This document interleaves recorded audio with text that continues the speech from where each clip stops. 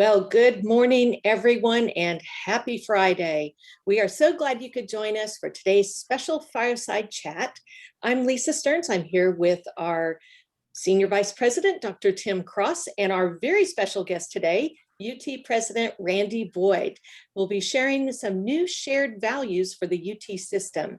We'll also be providing a brief update on COVID-19 cases, but before we get started, remember to keep your audio muted so everyone can hear the conversation. Be sure to use the chat function on Zoom to ask any questions. You can publicly post your questions in chat, or you can send them privately to me. A recording of this session will be made and posted to the UTIA coronavirus website, and you can find that link on our homepage at utia.tennessee.edu. So let's start first with Tim. How does the case count currently look for the university and the Institute?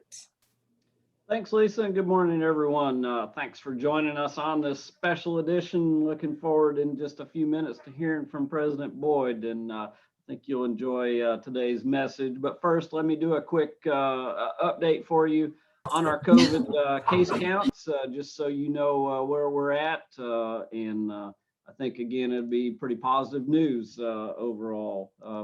Let's see if we've got this here. There we go. As you can see, we've maintained very low levels of positive cases here at the university, hovering right around 1 to 3 cases for the past 5 weeks now. So very, very low numbers, which we love to see, and very, very few numbers among employees in particular. When I said 1 to 3 cases, that refers to employees. And even among our students, as you can see, very few positive cases. Really for the entire semester, and that speaks volumes both to the management and processes that have been used this semester, as well as the willingness of students as well as employees to follow that guidance and really to adhere to the practices that have kept our numbers low. If you look at isolations, it's much the same story. We've got very few folks, students or employees, that are isolated due to direct contact or due to infection at this time. So that number, as you see, is really the lowest level that we've seen since early in the pandemic, which is getting close to a year ago at this point. So very positive there. Here in the Institute today, as we speak, we know of 2 positive cases. So unfortunately, a little bit above the 4-week level of no positive cases, but again, very, very small numbers, and appreciate each of you for doing your part to keep those numbers low and to help protect not only yourself, but your coworkers. And in terms of isolations, very, very low numbers there as well. And today, 4 folks from throughout the Institute that are isolated, either due to being positive or direct contact with others. So that all looks good.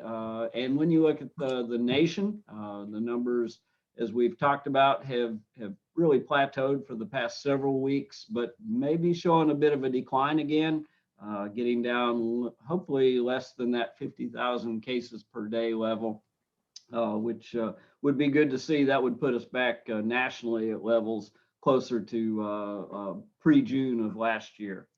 And in Tennessee, that trend looks even better, in my opinion. We did have a bit of a spike earlier this week, but looks like overall the trend there is down as well, and currently trending around 700 to 800 cases per day. Again, that compares to last July, when we were seeing 2,000 cases a day, and at our peak, 10,000 cases a day. So the numbers are going down, and we want to keep them going down, certainly. In terms of vaccines, we've got about 1/3 of the population now that has had at least 1 vaccine dose, and almost 1/4 of the population that's fully vaccinated. So making progress there. Love to see that continue to increase as well, and I'd like to see us do our part to increase those numbers. So if you haven't had a vaccine yet, please see if you can't get an appointment and get one soon. I think availability is becoming quite accessible, and I hope we can all that are eligible and that don't have health conditions or religious reasons why we wouldn't want a vaccine, that we can get everyone vaccinated just as soon as possible. So I'm going to stop right there with our COVID update and turn it back to Lisa just briefly. Okay, well, thanks, Tim, for that. And of course, we do have our special guest with us today who has something really exciting to share with us. So I'll let you introduce him.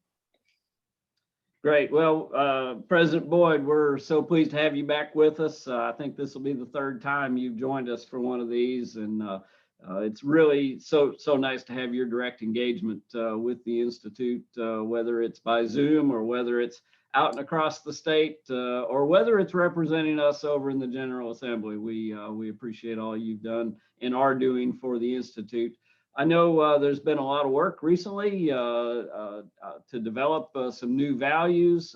We appreciate you spending some time this morning to share those values with our Institute, and I'd like to just turn it over to you and let you share those with everyone and help us to walk through what the values are for the University of Tennessee. Audio. Before somebody had the chance to, you're on mute. It wouldn't be a Zoom if somebody didn't say you're on mute, right? It's just somebody's got to do it, so it's got to be it'll be me this morning. But hey, so Tim, I think you and I have talked a little bit before about how these values do align very well with the values that UTIA created. I think it was 4 years ago, and so I think they'll hopefully resonate with everyone. And we did talk about them in the state of the university address just 4 weeks ago, which you helped us with. And so this won't be new, but I'm told that a little repetition is a good thing. And so I do want to review them with you for a moment. Before I do, however, I don't want to lose this thought. I do want to say that I have enjoyed getting to go around the state to visit all the extension offices last year. I miss everybody. And so I had this idea about a month ago that, let's do it again, but a little differently. So in August, I'm going to go to all 95 counties. I said I was going to do all 95 counties in a month, and Allison and Tiffany and a few others that were more practical and actually did the logistics and did remind me that I had a few other things to do, said that that's not possible. So it might last about 6. They said 95 and 95. I'm determined to do it closer to 60. But the point being, I'm going to be all across the state in August and September. I'm looking forward to extension office visits, but also want to visit our ag research centers. And I just want to mention this to all of you. If there's a particular resource activity going on somewhere in the state in some county that I might overlook, let me know. Drop me an email at randy@tennessee.edu and say, hey, you really need to go see what we're doing in Lake County or what we're doing up in Fentress County. I'd love to hear about it and then go by and say hello. One, it's good for me to be able to learn more about our activities. Two, it's good for me to listen to what they're doing. And three, it gives me an opportunity just to say thank you to all the people all across the state that are doing such an amazing job. Well, we'll talk briefly about the values, and then I also want to give you maybe an update on legislation if we have time. I'll let you decide that, Tim, if we do. But so in my belief, and it's not something I made up, but it's something that I've followed for a long time. To have an organization be successful, you need 4 things. You need to have a mission that's inspiring and aspiring, that gets everybody excited every day about where they want to go. You need to have a strategy, a step-by-step way to go accomplish that mission. And strategy needs to be simple and executable. You need to have great people. We do, to help you get there. But all those things change because as your vision changes, like ours now, making this the greatest decade in the history of the University of Tennessee. That's 1 decade long, and then the next decade we'll need something else. Those things change, and also if the vision changes, the strategy changes, and of course people change out over time. But your values is something that's constant. This is something that is the foundation. It tells you who you are and how you believe and how you behave every day. Sometimes they're descriptive of how we are, and then sometimes they're a bit aspirational because we can't probably live up to them all in all ways every day, but we try.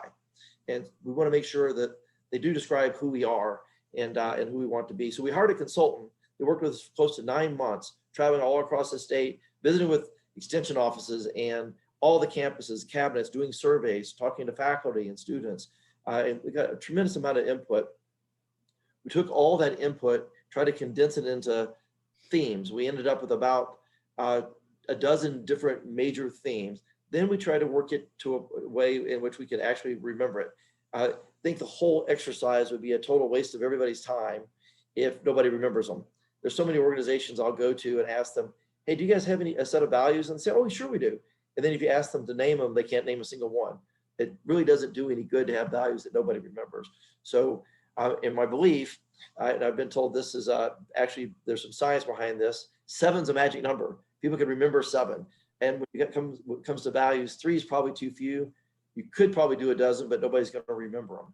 So some magic in 7. And there's also some magic in coming up with an acronym that can describe them for you and help you remember. And so we spent a lot of time trying to work through those themes and the things that people said were important and try to come up with a way to make it memorable. And credit to a really great team of folks that came up with the acronym B1UT, which is also convenient because it is who we want to be. One team working together all across the state. And if you'll notice, there are 7 letters. And so the B1UT is our acronym that will describe and help us remember our values. And Lisa, if we could go to the next slide and we'll start talking about them.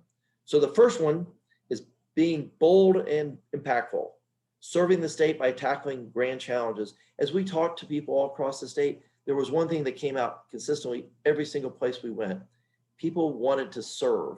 We came to UT, we could go a lot of places to get a job. We could go to a lot of places to make money, but people came to UT because they want to serve. They want to make a difference. They want to give back, and they want to do so in an impactful way. And being a part of UT, you can do that. And so this value is about giving back, about serving. The behaviors, these are the things that we would encompass personally to achieve this value. We'll think big. We'll try to find ways to make a difference. And then we'll serve, but we serve with a purpose. One example that came to mind thinking about sharing this with you this morning is the One Health initiative. Many of you are involved in that. I can't think of an initiative, a thing that could describe being bold and impactful more than One Health. We're working together across the system to make a huge impact on all types of health and how those come together. And it's a big, ambitious goal. Remember when Hong Wei first shared it with me, I thought, well, this is really big. You think we can even make a dent or tackle it? But because it's so big and so bold, it's not a reason not to do it. And your team is leading it, and I appreciate that. It's a great example of what we mean by being bold and impactful. Next one, Lisa. Embrace diversity, acknowledging and respecting our individual differences, organizational uniqueness, and the organizational uniqueness that makes us stronger. So I want to just highlight that when we talk about diversity, we mean it in the broadest sense. We mean it by embracing and respecting people of different races, of gender, but also of differences of thought. So we embrace our differences individually and then also organizationally. I hear time and again, well, UT Chattanooga is different than UT Health Science Center, which is different than UT Knoxville, which is different than Extension. And that's fine. In fact, that's great. The more different we are, the more reasons why it makes sense to work together. Those differences make us stronger. Behaviors that you'll experience with the Embrace Diversity is you listen with empathy. You want to understand the other person, you need to listen and listen with empathy. We will expect. We thought about this phrase a lot, about hope for or encourage, but we went with the word expect because it's definitive. We expect from each other civility and collegiality. And then we'll model inclusive behaviors. Each one of us individually will model behaviors that we want to see represented in our organization, in our university. We want to be optimistic and visionary, empowering courageous leadership. Now this sometimes gets associated with the Tim Crosses, maybe the Randy Boyds, the leaders of the organization. We want everybody, wherever you are in the organization, to be optimistic and visionary. And some of the ways we do that, we want to find the positive in our activities. We want to inspire other people, and we want to lead by example. So wherever you're at in the organization, you can be visionary.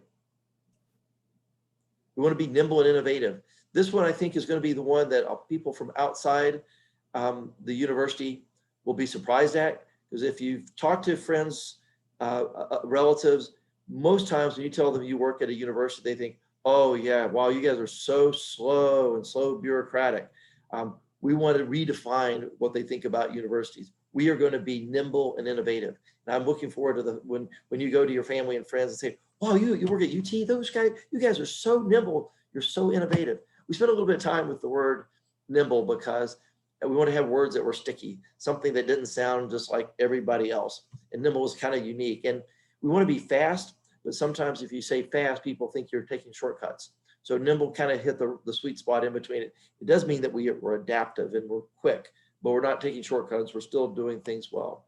Some behaviors: try new things and keep what works. And by the way, if anybody's read Jim Collins and Good to Great, this is a total ripoff of Jim Collins, but I love that phrase. He said, try a lot of things and a lot of stuff and keep what works. But since we're higher education, we went with things rather than stuff. So we want to use a more sophisticated terminology. But probably the most important thing about being nimble and innovative is within that phrase. And what it means is, and this is a really important concept, what it means is we are encouraging you to fail. That might surprise some people, but if we're going to be innovative, we've got to try some things. And if you try enough things, you're going to fail from time to time. If we're paralyzed by fear of failure, we'll never be successful, we'll never be innovative. So as an organization, we've got to encourage ourselves and others to try new things. It's okay to fail. Just do it in a pilot.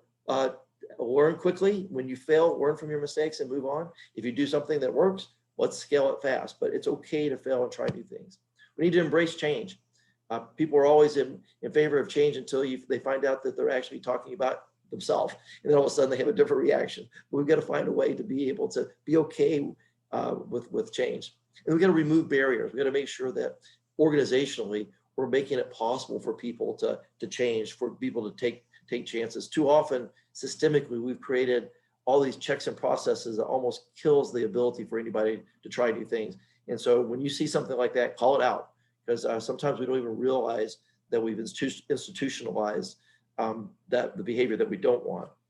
Next one is excel in all we do. And again, throughout the university, we all talked about how we want to be commit to excellence. And a way you commit to excellence is by continuous improvement and outstanding performance. No matter how great we are today, tomorrow we try to find a way just to do it a little bit better. We will set the behaviors. We always set high standards for ourselves. We're always pursuing learning and growth, whoever you are in the organization, whether it's Tim or myself or obviously the first person that just joined the organization. But we've got to constantly learn and grow ourselves for the organization to grow. And then something that I want to, I'm making a commitment. Let's go back. We said, I want to do a better job of, and that's recognizing and celebrating quality. It's we need to brag about each other more often, and we have a few awards. I want to do an even better job of that in the future to make sure that those that are excelling, we hold them up as an example for everyone else. Okay, now, so our last two values: united and connected, collaborating internally and externally for greater impact. So when I think about that, I think about just throughout the organization. It could be within the College of Agriculture in different departments working closer together. It could be the College of Agriculture working closer together with the College of Social Work. So from college to college, and then our different campuses, UT Martin working closer together with UT Knoxville, UT Health Science Center with UT Chattanooga, and all of us working closer together with Oak Ridge National Labs, our other partner in all our activities. But it also means working together with the people of the state of Tennessee. You know, as the land-grant university, we're here to serve the people of Tennessee. And so we want to make sure that we're working with all the different agencies so that we're together collectively making a bigger impact than we would individually by ourselves. Behaviors, the people that are living this value will be a team player. They'll see themselves as part of a larger purpose, and we'll share our experience. And then finally, the value that kind of, you never want to put so Lisa, you can't go to the next one. Okay. Then you can't really put a sign that one's more important than the other, but unarguably, an incredibly important one is being transparent and trusted. Nothing else works in our organization if we don't trust each other. We can't get anything done if that's not true. So we have to be trusted, and to be trusted, we need to foster integrity through openness, accountability, and stewardship. So on the openness part, we created the Transparent UT, my third day on the job, making sure that everything that could be known is known and shared with the rest of our stakeholders. We had to be accountable to each other and to the state and the people of Tennessee. Be good stewards of the resources that they give us. Some of the behaviors we'll demonstrate will be believing in the good intentions of others. You know, I actually, this is a digression, but you know, in my company days, we used to have a warranty policy that said, you just tell us if it's under warranty and we'll trust you and we'll send you a replacement. Now there's a lot of people that said, well, what happens if somebody lies? You know, it costs you more money to police the 2 or 3% that might cheat you than it is just to trust your customers. And people appreciated that. I think there's too often for individuals and organizations, we spend so much time trying to make sure that small trustworthy or we manage to protect ourselves against them. It's easier oftentimes just to trust people. And my personal belief is most people, most of the time, do have good intentions. And so we start off by believing in people. We're honest, and that's, I think, sounds kind of cliche, but it's so critical. Sometimes it's not as obvious as you might think, but always just be honest with people and pretty proactively communicate that honesty. If you got something to share, share it as soon as you possibly can. And through those actions, people will trust you and trust us as an organization. So that's it. B1T2, the last slide, Lisa, I think this is the summary. Be bold and impactful, embrace diversity, be optimistic and visionary, nimble and innovative, excel in all we do, be united and connected, and transparent and trusted. Now, if I just talked about this today, we had this cool PowerPoint slide, and that was the end of it, it would have still been a waste of time. We're going to work toward making this embedded in everything we do. There are going to be posters, already on the back of my business cards. We're going to actually build them into a performance reviews and hiring practices. When we hire somebody, we'll ask them, give us some examples of how you were bold and impactful in your last job. Give us an example of how you were innovative and nimble. In our reviews, our performance reviews, we're going to bake those in as well. Those are things that you'll come to share when we, in your review. When we do awards, we'll have awards every year for the person across the system, across the state, that was the best example of each of those. But most importantly, it's in our words and our deeds. I will try to make a point, if you ever hear me talk about anything, to try to work in at least one value to anything that we're talking about. And that's generally it's pretty easy to do, but it's got to be in our hearts and minds. And by doing this, I think it'll help us create a culture that we can all be proud of and people around the state will be proud of. And I think something that not only is descriptive of who we are today, but also who we aspire to be. That's probably longer than you expected me to go, Tim, but I'll stop with that. No, that's great, Randy. And as you mentioned, I think those values really do resonate really well with the Institute of Agriculture, with each of our units. I think if we had them 4 years ago, we wouldn't have developed our own. We probably would have just said these will work great for us as well, because they are so similar and do reflect the very values that we think are important as well. Really appreciate the process you went through in developing them and now promoting them, because as you said, if we develop them and leave them on a shelf, that'll be the end of it. So let me remind everyone, we've got a few minutes planned for questions. So if you have questions about the values, let's go ahead and send those to Lisa. But in the meantime, while you're thinking about any questions you've got about that, I'm going to ask President Boyd if he'd like to also make a few remarks while we have him this morning about our budget outlook. And I would say he has been bold and impactful in working with our General Assembly. Share with you, I think this will be the greatest year in the history of the University of Tennessee for support from the legislature. And next Wednesday, they vote on the budget. So circle your calendar. You'll get a note from me. It'll go out everywhere. It'll probably just simply say, woohoo. But if you get that message, you can do the happy dance. But we are so excited. Let's start with just a few of the key things. At the start of the budget cycle, we got a 4% increase in the salary pool. So it doesn't mean everybody gets exactly 4%, but at least we got 4% increase in the overall salary pool for raises this year. We didn't get any last year. So everybody's going to win individually with that. So that was big news. We got almost $30 million in the performance funding formula, and every single campus got additional money this year, the most we've ever gotten, and every single campus got money this year, which is the first time that's happened. Performance funding formula is based on our ability to make sure we retain our students and move them forward. So it's about student success. So it's the way that we would want the state to incentivize us. The Health Science Center got an extra $5.1 million in recurring funds. We also got 5.1, the exact same amount, $5.1 million to start a new campus in Pulaski, Tennessee. I'm sure you guys have heard a little bit about that, but Pulaski, Giles County is in the middle of a higher education desert, 23 county area with not a single public higher education institution. As you'd expect, they have the lowest college going rate, the lowest college attainment rate in the state. There are about 2,000 students a year that would go south every year to Alabama instead to go to a public institution there. By making them a campus or part of the University of Tennessee, that $5.1 million will help offset the tuition for those students in that area. Their tuition at Martin Methodist is the campus that we're acquiring. Will go from $25,000 a year to $10,000 a year. This is a game changer for Southern Middle Tennessee. The people there are so excited, and we're going to change the name. It's going to be called UT Southern. Now, UT Southern doesn't have an agricultural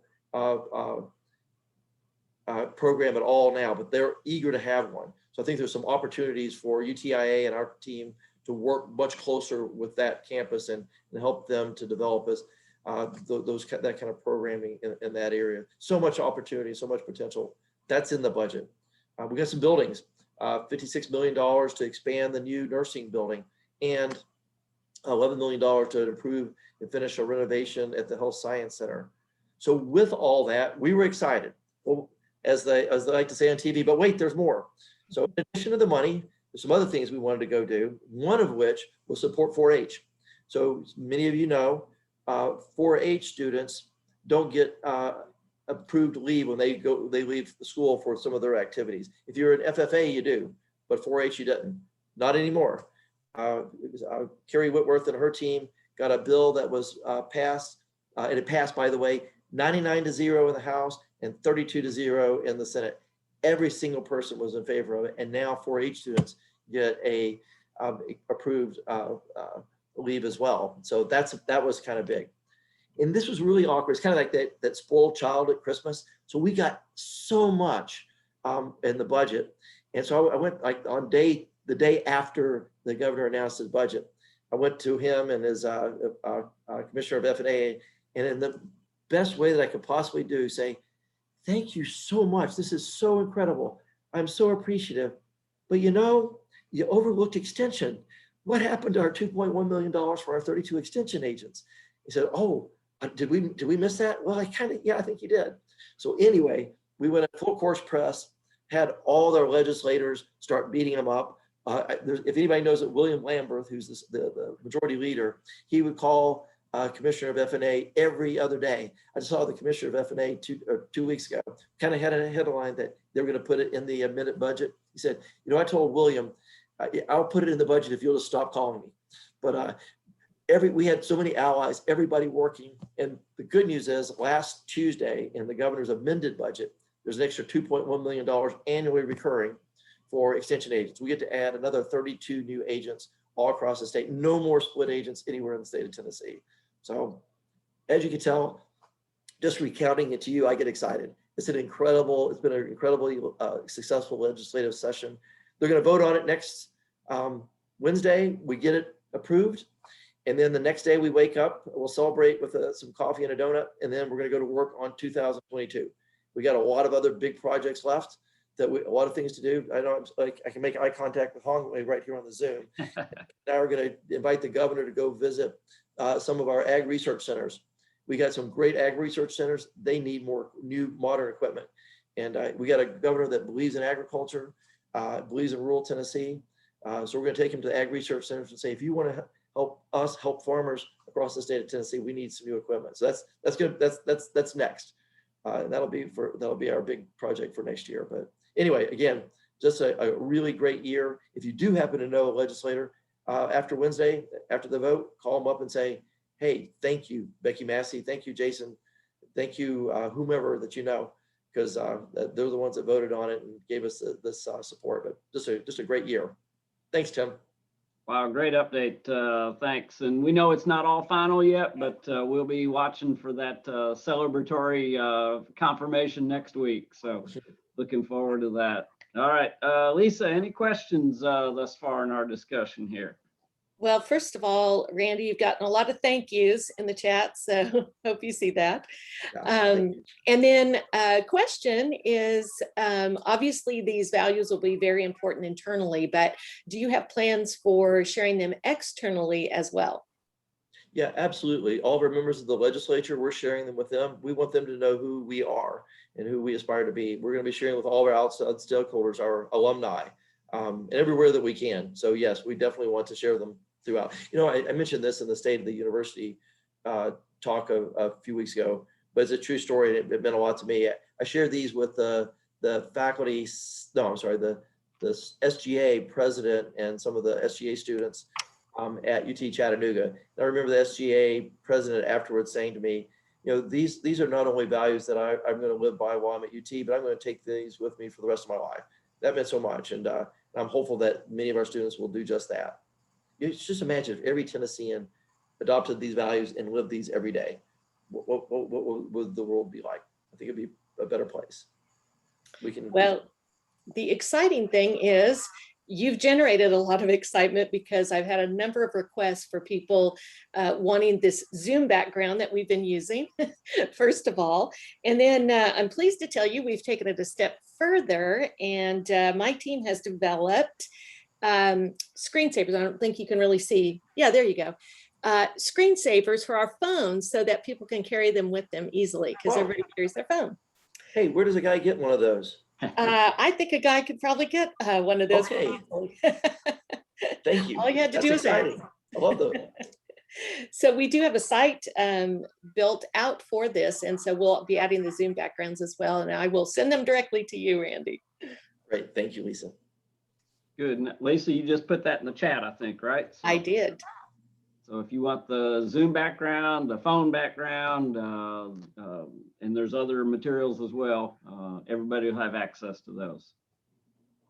Great. And that's it for questions. Good. Well, I think, you know, when the news is all positive, there's not a lot of questions, right? And honestly, we're sitting in a good place from many, many different perspectives, from having a great set of values as a UT system, certainly having great system leadership, having a budget outlook that is so positive. And, you know, it's easy to take that for granted a little bit, but if you watch the national press, you'll see that most other universities are talking about an entirely different situation, and they're looking at reductions and cuts and layoffs. And here we are really celebrating an anticipated increase in a budget that's a record level. So it's easy to kind of take some of this good news for granted, but we really all need to appreciate what we've got before us.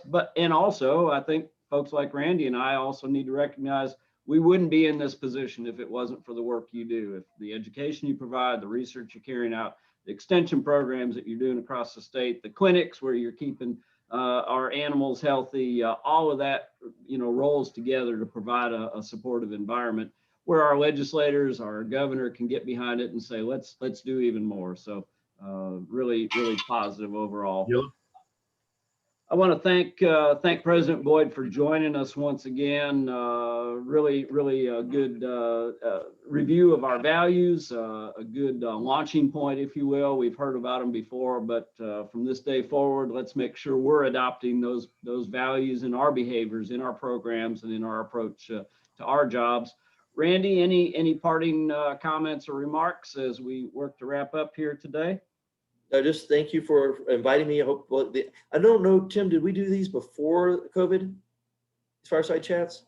No, we never had, and Oh. you know, we've pretty well decided they're a good thing to do. So I think they'll be in our future for a while. Well, great. Well, I was glad to hear you say that, and hopefully I'll get invited back. I'm not. When you said that it was my third invite, I was thinking you just keep giving me retries if I can get it right, but I hope I do get it invited back in the future, and look forward to seeing everybody out in the field again. Remember this August, I'll be crossing the state, so anything that you think I need to go visit or see or do, let me know. I'd love to do it. Thanks, everybody. Have a great day and great weekend. Thanks for Thanks so much, President Boyd. And I promise every time there's a budget increase, you're going to be invited back. So we'll make sure that happens. Okay, I'm working on it. Then I'll guarantee one for next year. Thank you. Very good. Well, I'll wrap up my remarks as well and just say that I appreciate each of you and all you do. And I know President Boyd's sincere when he says, let him know if there's things going on in your community, particularly in August and September. And I know he'll do his best to get to some of those. Obviously, with all that we have going on, not only on campus, but across the state, he won't get to every one of them, but I know he'll do his very best to attend and be there to thank you and also to recognize our community partners and our stakeholders. Just a quick reiteration of a point I've made earlier. We are continuing to plan for returning to workplaces, not returning to work. I know you've always been at work, but returning to our workplaces beginning June 1. So we've got that still in mind, and where we're at on that is we're planning a workshop for all of our supervisors sometime in the next couple weeks. And what we'd like to do is make sure all of our supervisors know what resources they have to work with, and in turn work with you to figure out what does returning to the workplace look like for you and your office. Each office is a little different, but as we continue to scale up starting June 1, we want to make sure we all are on the same page, and that if there are things that we need to consider in terms of a change in your work posture, maybe it includes some time spent working remotely, maybe it includes a thought that you could work entirely remotely. We want to be able to address those as they come up. So we'll work with our supervisors again in a short workshop, and then expect to hear from your supervisor in the next few weeks, and we'll be in a position to provide some more direct guidance as we target June 1. And we know not everybody's going to be back in their chair June 1. There will still be staggered staffing patterns. There'll be maybe rotational patterns, maybe alternative work schedules. So bear in mind, when we say back to the workplace June 1, the main point is all our offices are open and accessible no later than June 1, and we start to see increased number of folks in the workplaces June 1. We're going to continue to follow all CDC guidance, all the university practices that we have been. There's been no major changes there, so we still need to wear our masks, especially when we can't be socially distant. We still need to stay home if we're sick. We still need to wash our hands regularly. So continue to do that, and add to that list getting a vaccination. We'd certainly encourage everyone to do that. So I hope that gives you some feel for where we're at, what's next, and we'll have another fireside chat in a couple weeks. But meantime, I want to thank you for joining us today. Thank you again for all you do for the Institute, for the unit and office that you work with, and I hope you enjoy your weekend. So with all that, I'll wrap up and turn it back to Lisa. Well, thanks so much, Tim, and thanks everyone for joining us. Tim did mention that our next fireside chat will be actually another special edition that you won't want to miss, because on May 7th, which is our regularly scheduled day, we're going to be providing a COVID update, but we're also going to be recognizing our UTIA coworkers with their service awards. So we hope that you'll join us then. So everyone have a wonderful weekend. Thank you.